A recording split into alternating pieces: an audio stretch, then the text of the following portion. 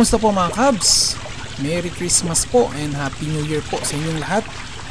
So bihira na po tayo makapag-vlog, ano? Busy din na po kasi sila sa pagbebenta ng hito, no? Halos same topic lang din naman ang mga videos natin.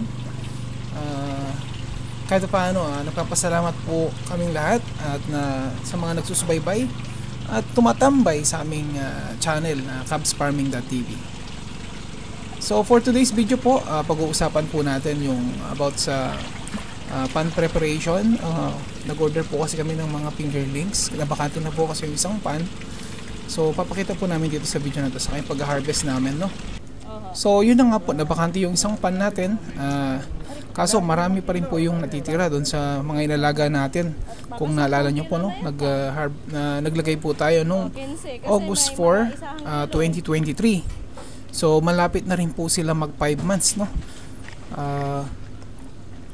So nabakati na po yung isang pan. At ang natitira na po natin na mga pangbenta is 1,500 pieces.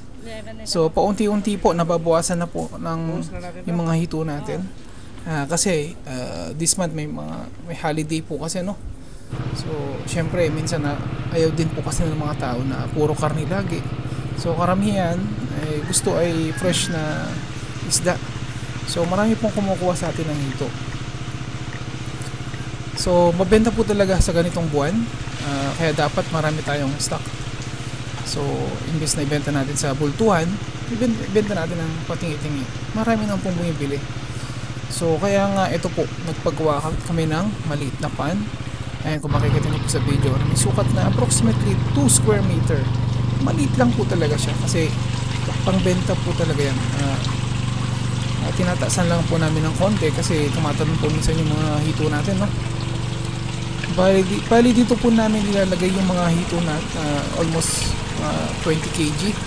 So 3:1 at saka 4:1. Sabihin po tatlong piraso sa 1 kilo at saka 4 na piraso sa 1 kilo. So nakakaubos po kahit paano ng per day natin 20 kg. Minsan may order tayo ng 10 kg, 5 kg, 3 kg. Kaya pag may bumili, madali lang po mag-harvest. Same time lang din po. Dito na rin po sila kumakain kung sakaling hindi mabenta. Minsan binabalik po namin sa concrete pan, ganyan. Pero next day, kailangan meron talagang stock. Ang kagandaan po ng may ganito, hindi masyadong nai-stress, no? Yung mga pang grow out natin na hito, yun dun sa malaking pan.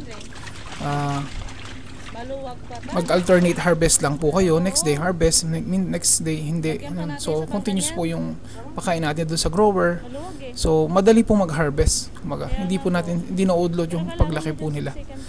So ito po, panoorin natin yung preparation po namin bago ilagay yung fingerlings na nabili natin kay Sir Dison. Shoutout kay Sir Dison.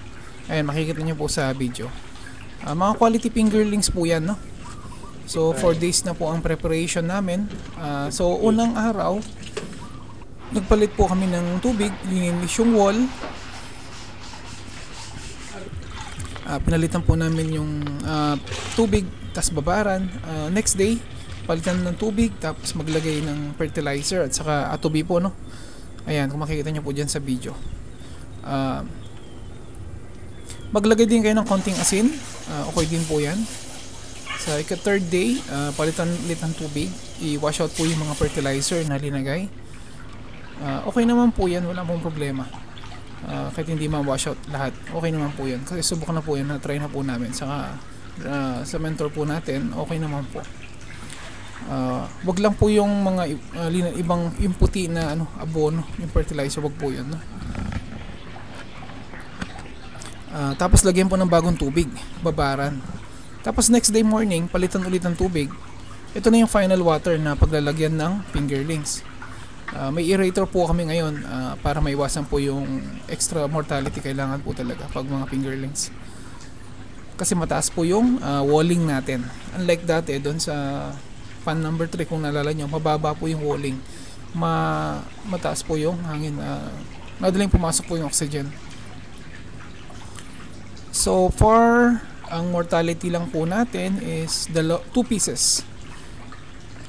sa 2,280 pieces na fingerlings. Bali nag-order po kami ng 2,000 pieces. May pasobra po kami ng 280. So, nakuha na po namin ito ng 4 pesos and 5 centavos. Yung 4 to 5 inches na fingerlings. May mga 3 inches din po kasi hindi talaga pantay-pantay yung paglaki ng fingerlings po, no? So, ayan po, panoorin po natin yung pag-deliver po nila at saka paglagay dun sa pan. Wala na yung dalawang bata. Pa? Wala na yung dalawang bata mo. Wala po. Nasa bakasyon daw, Tang. Bakasyon naman higan kasi yung bayaw ko. Naiwan mo na doon sa girlfriend niya. Basahin mo konti yung ano. Stainless. Stainless. Basahin mo konti. Yan. Bago pa po si Kuya Noli kaya... Madali naman niya matututunan. Opo.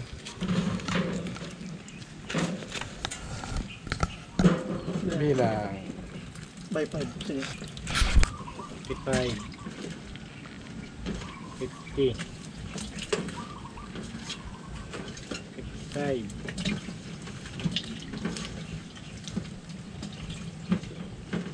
60. 55.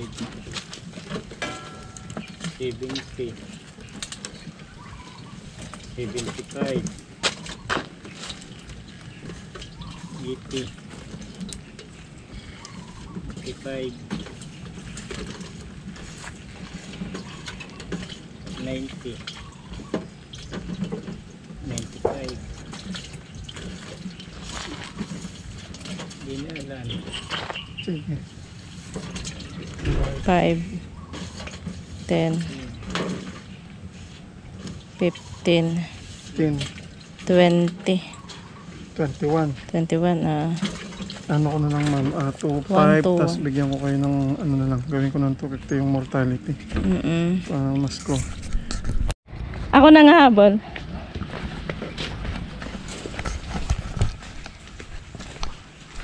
Ano magbababa para ano? Malalim pala, no?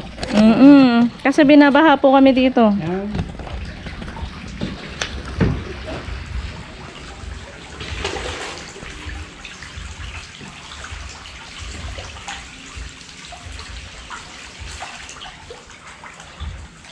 Lagi nga din pinapakain namin sa mga ito. Meron na kami nakukuha na doon ng giniling na ano. Pag-giling, nakaluto na. Oh, 8 lang. niluluto nyo pa? Hindi, nakaluto na po. Ay, okay. Giniling na. Punta mo, wala pa itong bubong, ah. Wala pa po. Wala. Ay, ang daming nagbago no. Bago. Medyo maiksi konti kamay mo, eh. Oo nga. Ito na, nailitan pala, eh.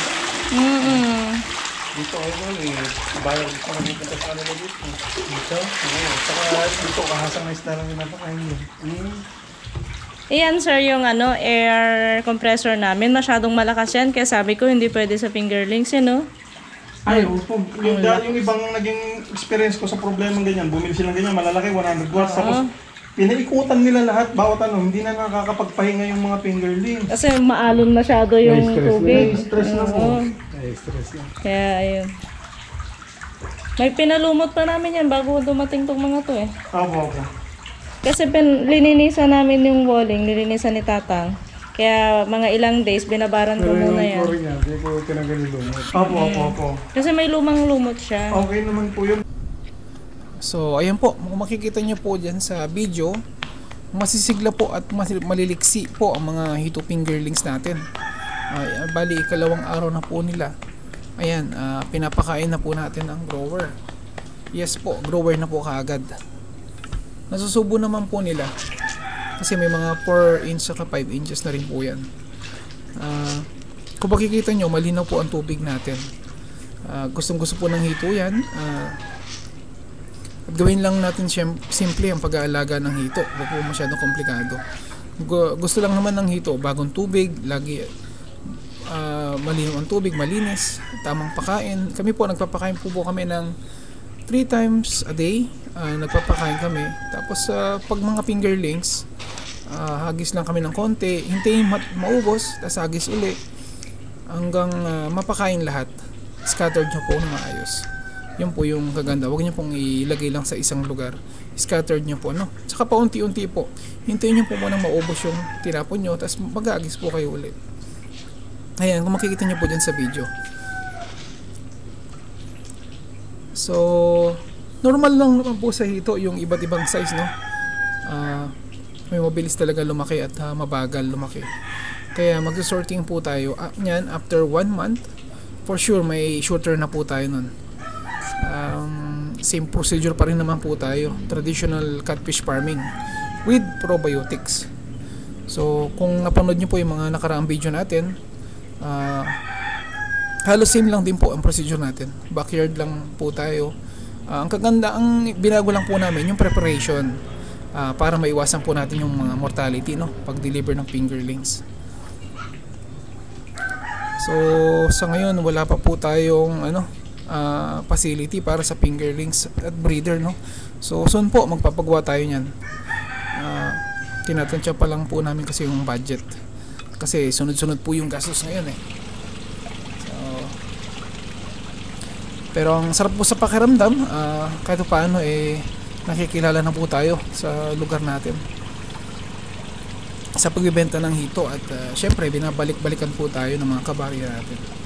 Yung mga iba po galing pa po sa malayong lugar, inaangkat pa galing sa Manila, 20 kg, 10 kg. So dito po dumadaan po sa amin.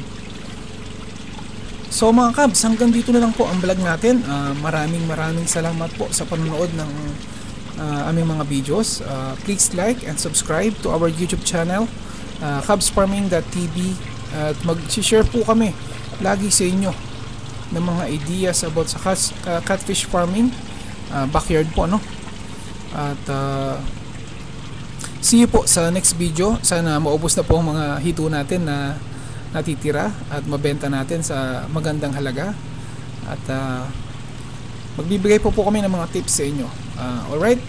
Okay po, bye bye.